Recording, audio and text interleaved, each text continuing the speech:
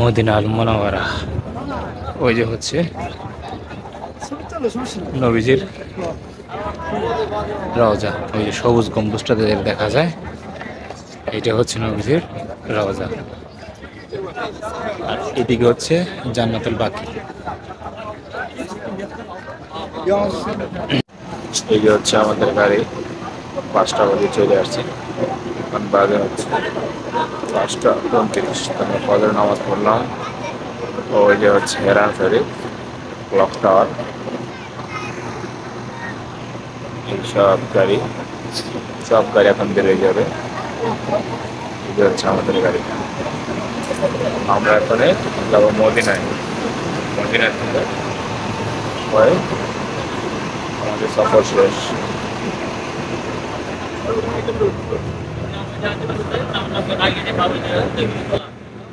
এই যে গাড়ির প্রায় সব যাত্রী চলে আইছে, অল্প কিছু বাকি আছে। আর এখন বাজে হচ্ছে 5টা 58।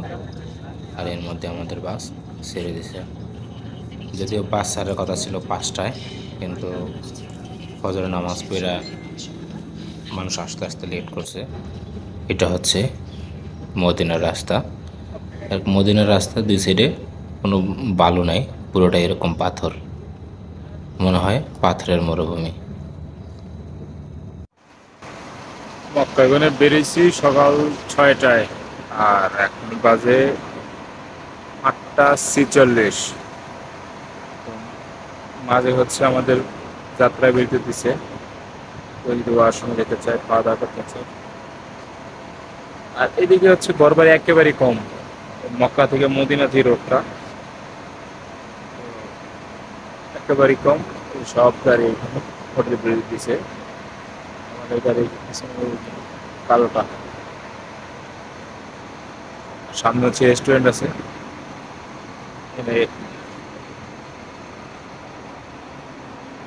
পাম্পের মধ্যে সবাই বিরতি দিয়েছে, 20 মিনিট বিরতি দিয়েছে। খাওয়া দাওয়া করতে হবে সকালবেলা, কোনো উঠে ফজর নামাজ পড়ে চলে আসি। খাওয়া দাওয়া করে নেই, ক্ষুধা লাগছে, দেখি খাওয়া দাওয়ার কি আছে। তো রেস্টুরেন্টের ভিতরে আসলাম, দেখি খাওয়ার কি আছে। আর এখানে যে সব খাবারের মেনু দেওয়া আছে। এটা হচ্ছে পুরোটাই একটা পাম্পের ভিতরে, এক সাইডে সুপার শপ, এক সাইডে রেস্টুরেন্ট। এটাই হচ্ছে আমাদের সকালে খাবার, রুটি আর ডাল। সকালে রুটি ডালা ছাড়া কেন আর কিছুই ছিল না, এইটাই ছিল শুধু। তো এইটাই খাইতে হবে এখন। 20 মিনিটে খাওয়া দাওয়া শেষ। গাড়ি সিরিয়াল। ওই সাইডে হচ্ছে আমাদের গাড়ি, সবাই উঠতেছে। এখান থেকে মদিনায় প্রায় আরো লাগবে 2.5 ঘন্টা। এলাকাটা একেবারে জনবসতি কম।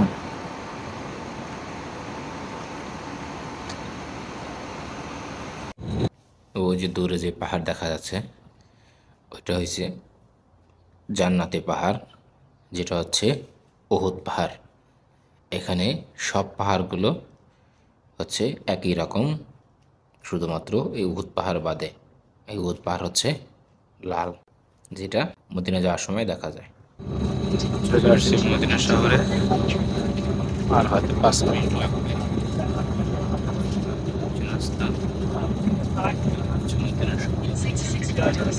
এখান থেকে আর 5 মিনিটের মতো লাগবে যাইতে।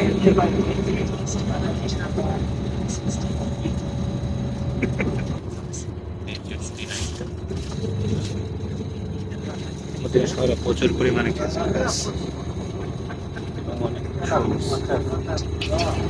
এইদিকেও খেজুর গাছ, এইদিকেও খেজুর গাছ। আমাদের নামাতে চলে এই জায়গায়, এইটা হচ্ছে রাস্তা পার হইয়া ওই পাশে শরীফের রাস্তার ওই পাশে হচ্ছে রওজা শরীফ। নামাই দিচ্ছে এই পাশে, সময় দিচ্ছে 13 ঘন্টা। এই 13 ঘন্টার মধ্যে মদিনা দিয়ে আসতে হবে।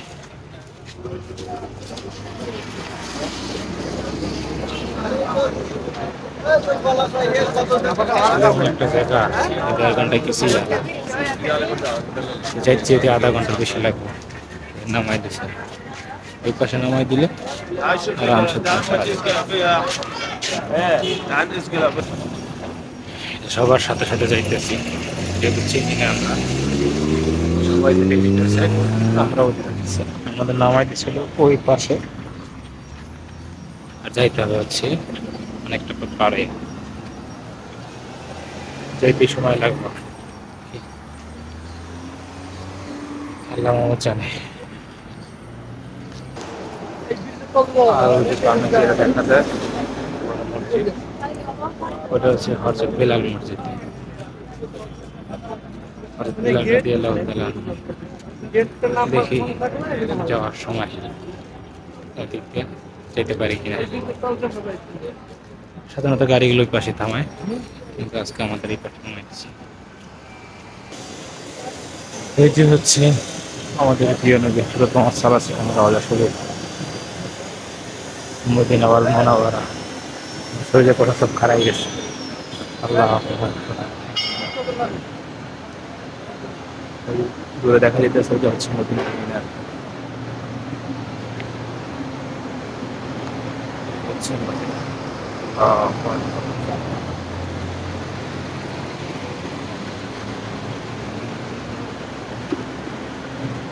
আল্লাহর কাছে লাখ কোটি শুকরিয়া যে আল্লাহ মক্কা মদিনার দেখার সুযোগ দিছে। জীবনে অনেক স্বপ্ন ছিল, তার মধ্যে আল্লাহ জীবন সবচেয়ে বড় যে স্বপ্নটা পূরণ করছে। মক্কা মদিনা নিজ চোখে দেখা, কাবা তওয়াফ করা, জান্নাতে পাথর ছোঁয়া দেওয়া, আল্লাহ সবই করাইছে। আসছে মদিনায়, দেখি নবীদের রওজা যে সালাম দিতে পারি কিনা।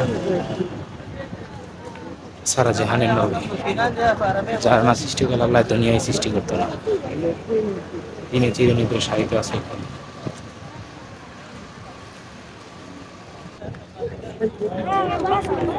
এই যে হচ্ছে গেট, এখান দিয়ে ঢুকতে হবে। আর এই যে হচ্ছে জান্নাতুল বাকি, পৃথিবীর মধ্যে এক টুকরো জান্নাত 365 কিন্তু আছে। এই বরাবর বাম সাইড দিয়ে আর ওইটা লাগছে জয়তুন অজয়তুন। আর একটা জিনিস সেটা হচ্ছে যার যেখানে নামাই দেখ, ওই যেখানে গেট নাম্বার আছে, এই গেট নাম্বার দেখে সবাই যাওয়ার চেষ্টা করবেন, আর বাইরের চেষ্টা করবেন, না হলে পথ ভুলে যাওয়ার সম্ভাবনা বেশি। আসলাম, পুজো করি, পুজো করে দেখি নামাজ পড়বো, তারপর নবীজির রওজা জিয়ারত করতে পারি কিনা, সবই উপর আল্লাহর ইচ্ছা। কিছু হচ্ছে মদিনা আল মুনাওয়ারা, ওই যে হচ্ছে নবীজির রওজা, ওই যে সবুজ গম্বুজটা দেখা যায়, এটা হচ্ছে নবীজির রওজা। আর এদিকে হচ্ছে জান্নাতুল বাকি।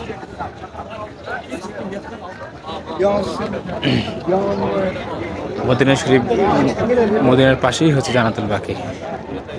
এখন ঢুকতে পারবো কিনা জানি না, দেখি। আর এই হচ্ছে মদিনা।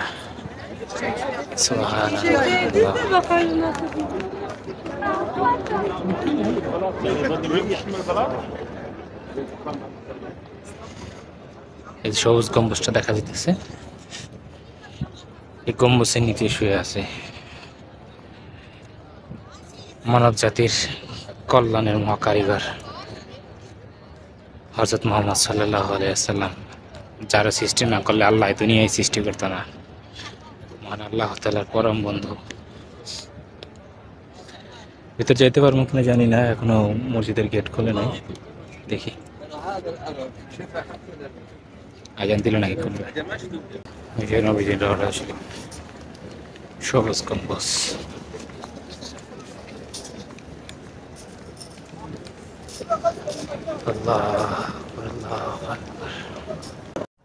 এটা হচ্ছে মসজিদে নববীর ভিতরের পরিবেশটা।